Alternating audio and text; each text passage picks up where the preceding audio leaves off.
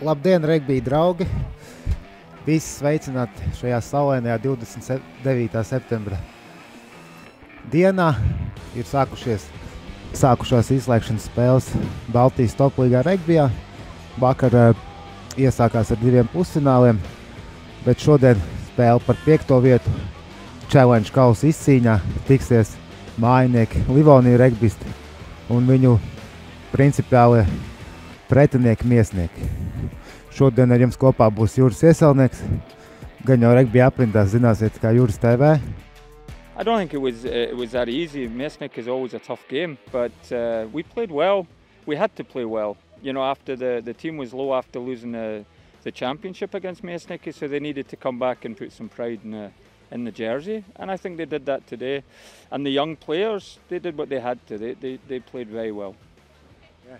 Like I saw, you had 3 fresh players in the first row in the second half, and you kept your fresh game in the second half as well. So that was the point why the result is that big?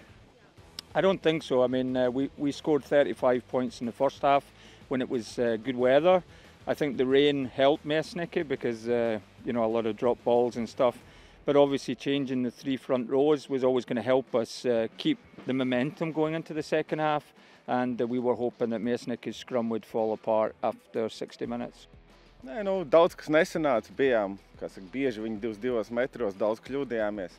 To varētu izskaidrot arī atslābumu pēc Latvijas čempionāta. Bija liela daļa džeki pilnībā ir atslābuši pēc tās uzvaras, laikam, tāpēc, ka mūsu šī sezona ir tāda, kāda viņi ir. Bet no otras puses skatoties, mēs daudz jaunus džekus esam iespēlējuši. Es domāju, ka nākošo gadu viņiem šie kā saka, zaudējumi, šīs kļūdas viņiem paliks atmiņā, un es domāju, ka nākošo gadu viņi atgriezīsies jau gatavāk šim līmenim.